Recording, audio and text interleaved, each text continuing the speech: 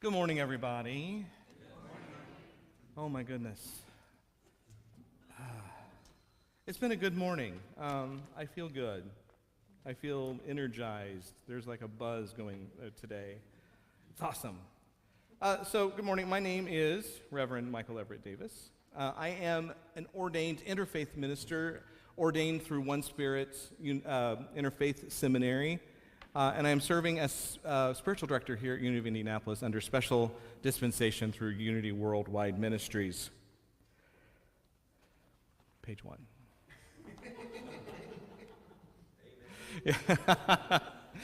So this month, our focus is on peace.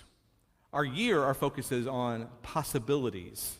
And so this month is Peace is Possible. We're affirming that no matter our circumstances, I have the power to choose. I choose peace. Sometimes we may find ourselves in chaos, in struggle, in dis-ease, in thoughts of lack, thoughts of less than, in thoughts of unworthy, in thoughts of peril, in thoughts that there is no hope. And as the universe would have it, whatever I'm talking on becomes my challenge. I was like, great, we're affirming peace. Yay! Whew. So I've been affirming that no matter my circumstances, no matter what, I can choose peace. And creating this month's affirmation was was challenging because I wanted to get the words just right. I wanted them to be perfect. They needed to be just that absolute essence of what we were going to be affirming all month long.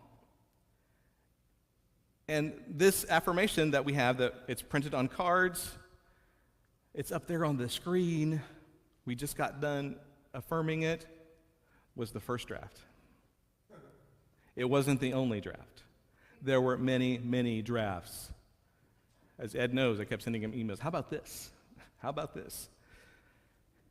And time was drawing nigh. I needed to get the affirmation card designed and printed. I needed to get it in the newsletter. I needed to get it out for everyone so they could be affirming it this first part of August.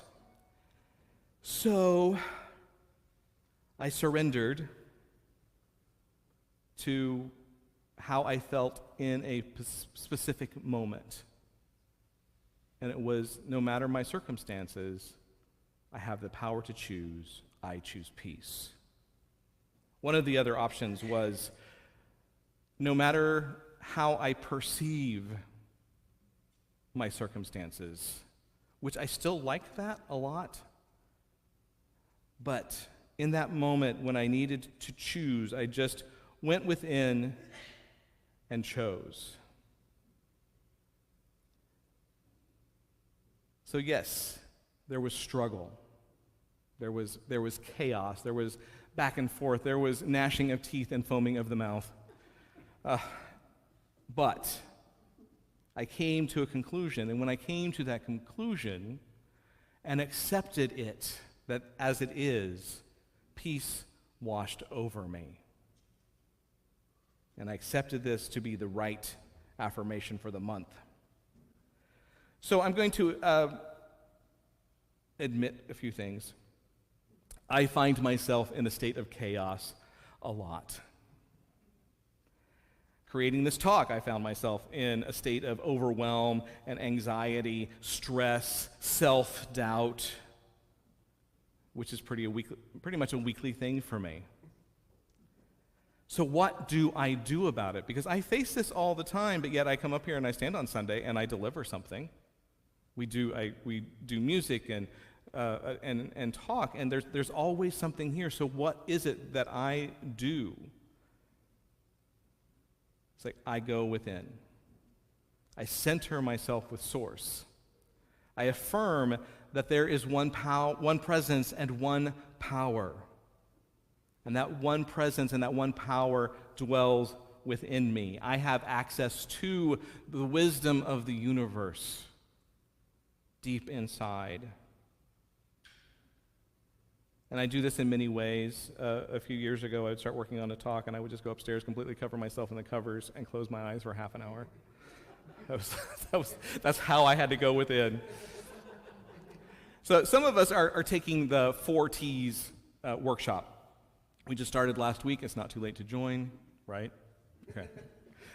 You can join us today after the service. But we're taking the 4 T's workshop, and in the book, in the first lesson, the first chapter, it reminds us from Matthew 6:33, seek first his kingdom and his righteousness, and all these things will be yours as well.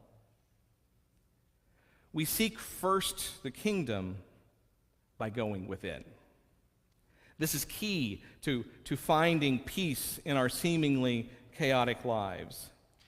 And I say seemingly chaotic lives. It is how we perceive them. So I want to move on to today's daily word, which was faith, and the scripture along with that, which was Mark 9:23. All things can be done for one who believes.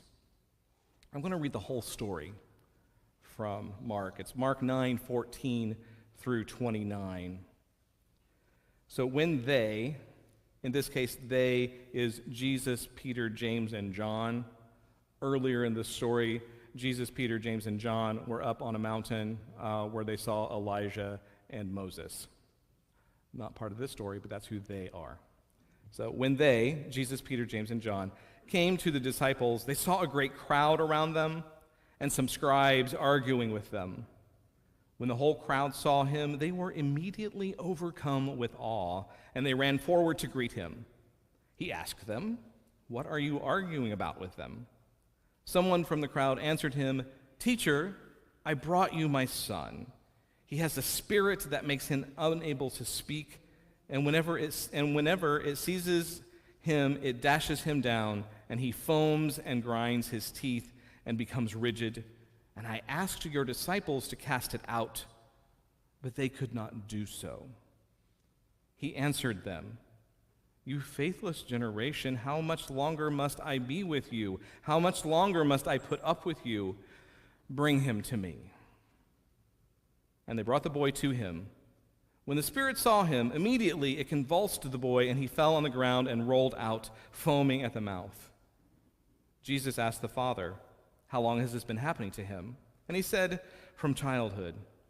It has often cast him into the fire and into the water to destroy him.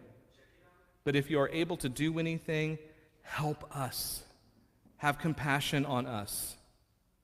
Jesus said to him, "If you are able, all things can be done for the one who believes." Immediately, the father of the child cried out, "I believe, help my unbelief."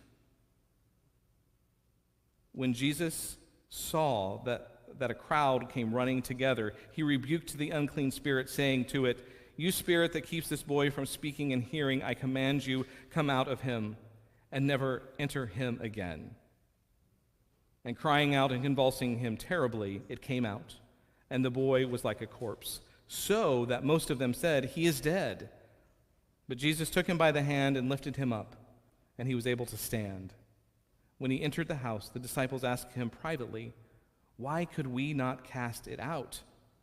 He said to them, "This kind can come out only through prayer." So as I said before, the verses before this story, Jesus was with Peter, James, and John. So it is these 4 that are coming to the disciples. It's faith, it's wisdom, and it's love, along with the Christ consciousness. So they are surrounded by spiritual thoughts and worldly thoughts arguing with each other. This is the multitude and the scribes. The multitudes are our thoughts, our spiritual thoughts, and the scribes are the worldly thoughts, things that we have taken from books, other places, They're arguing with each other. It's in this major chaos. And the boy in this story is the manifestation of this chaos. Our mind, the father of this chaos, or the boy, is trying to heal it. He is trying to give peace to this thought. And so he's trying to find peace. He's trying to overcome the chaos, and he's using his faculties, his powers, imagination, understanding. He knows all these things. Will, he has the will to do it, but none of which can heal it. And then Peter, James, and John, love, wisdom, and faith come into the picture. And when we have align all 12 powers, we are in line with the divine. We are in our Christ consciousness. And when we're in this state, then we can dissolve the chaos because we are in line with God's will. In the story, we're trying to heal this child. Our spiritual thoughts are mixed with worldly ego thoughts fighting with each other. Once we center into the oneness of our faculties, including faith, wisdom, and love, we move out of the chaotic consciousness into Christ consciousness and heal the boy. We find peace. He said to them, "This kind can come out only through prayer." So in this statement, "this kind can come out only through prayer," suggests that certain challenges or negative influences cannot be overcome solely through physical or material means.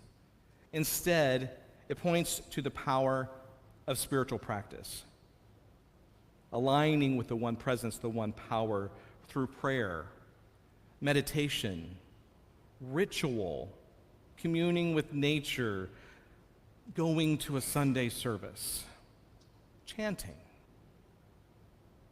Whatever can center you in alignment with the divine.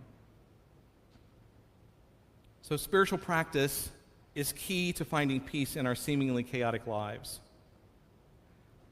Wayne Dyer is quoted, "Peace is the result of retraining your mind to process life as it is, rather than as you think it should be."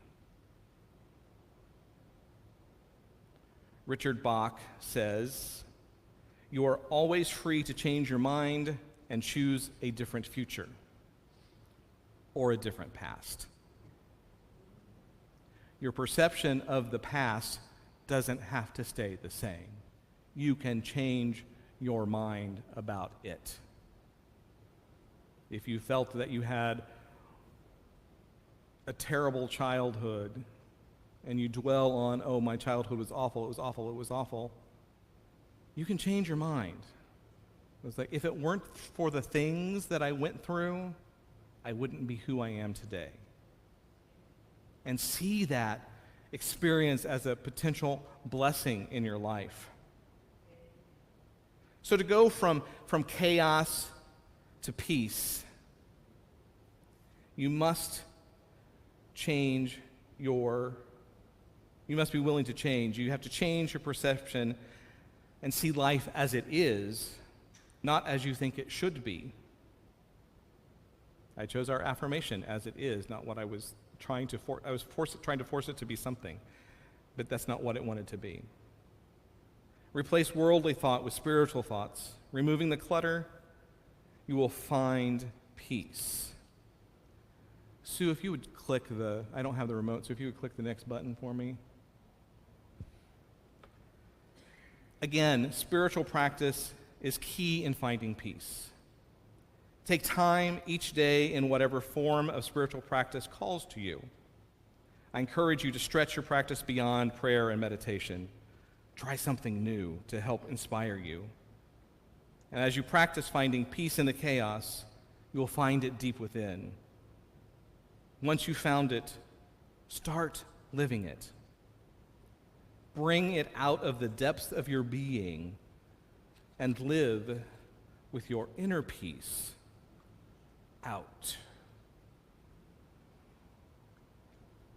That should be moving. Is it moving? There it is. Sometimes it takes the chaos longer to go away than you expect.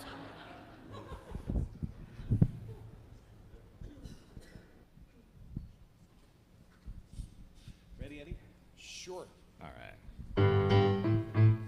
Inner peace out, Let your inner peace out. Inner peace out. Just let your inner peace out. When I was a little boy, my grandma said to me, there's just no use getting upset. You gotta learn how to just be calm, cool, collected, and remember to let things roll off your back. You know, it's just no good going through life constantly on the attack. And then she'd say to brighten my day, now don't just sit and pout. When you've had enough, you find something you love, and then you let your inner peace out. Inner peace out. Let your inner peace out. Inner peace out. Let your inner peace out. Later, when I had a job, things were going fine until some workplace bully tried to get inside my mind. They tried to make me think I would never be someone to be proud of. I tried to remember my grandma's words, but my buttons, they started to shove. I started seeing red, the voices in my head said they're about to make you shout. So I took a breath again, counted to 10, and then I let my inner peace out. Inner peace out. Let your inner peace out. Inner peace out. Let your inner peace out. Don't focus on what you don't want. Don't focus on the fear. When love and joy are your best friends, you've always got your inner peace near. The world may try to tear you down and fill your heart with doubt. Just let the doubt pass, kick it in the rear, and then let your inner peace out. Inner peace out. Let your inner peace out. Inner peace out. Just let your inner peace out. Now, I don't claim to be perfect. Don't say anything. But I do the best I can, and it always helps for me to remember my grandma's plan. What was that plan, Ed? When there is someone who is bent on making me feel bad, That's or mean. something that just happens to me that winds up making me mad, then it's time for me to look and see what good I can bring about. I choose meditation over confrontation, and then I let my inner peace out. Inner peace out. Let your inner peace out. Inner peace out. Let your inner peace out. Inner peace out. Let your inner peace out. Inner peace out. Just let your inner peace out. Oh.